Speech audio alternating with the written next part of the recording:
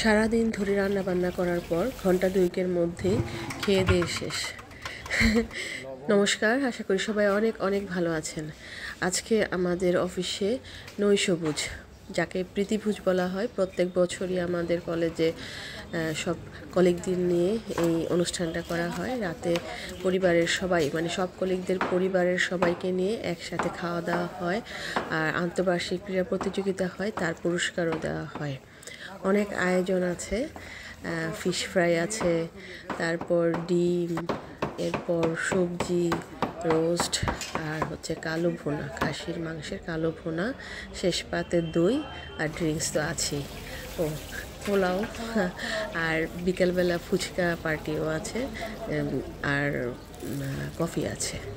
সকালবেলা ঘুম থেকে কলেজে এসেই দেখি, আমি প্রায় 9:30 থেকে কলেজে আসছিলাম, এসেই দেখি সব কাটাকুটি একদম শেষ।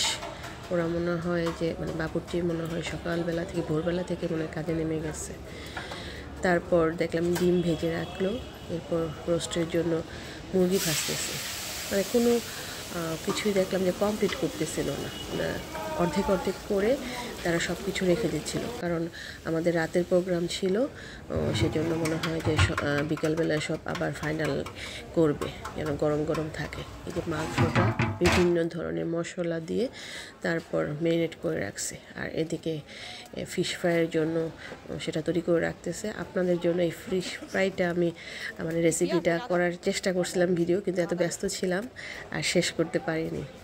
মাছের মধ্যে লবণ আর মরিচের গুঁড়া দিয়ে, তারপর আদা, রসুন, তারপর পেঁয়াজের পেস্ট দিয়ে, সয়া সস, ভিনেগার, এগুলো দিয়ে ভালোভাবে সেটারে দেখলাম নাড়ালো। যে পরিমাণ নাড়া ছিল, মাছগুলো যে আস্ত ছিল, মাছের টুকরাগুলো, সেটাই অনেক ছিল। যখন রাতে মানে সবাইকে ফিশ ফ্রাই দেওয়া হচ্ছিলো, দেখলাম সুন্দর, মানে আস্তে আস্তেই রয়েছে, দেখতেও সুন্দর হয়েছে। আর আমি অবশ্য গরম গরম খেতে পারিনি, একটু সমস্যার কারণে ব্যস্ত ছিলাম, কিন্তু আমি যখন খাইছি তখন ঠান্ডা ছিল, কিন্তু খেতে ভালোই লাগছিল। প্রায় আধা ঘন্টা রেখে দেওয়ার পর আবার দেখলাম যে এটা নাড়াচাড়া দিয়ে তারপরে হচ্ছে এর মধ্যে একটুখানি চিনি দিয়ে দিল। কত কিছু যে দেয় বাবুর্চিরা, টেস্ট যে হবে না। আমরা যখন বাসায় রান্না করি এত কিছু কিন্তু দেই না।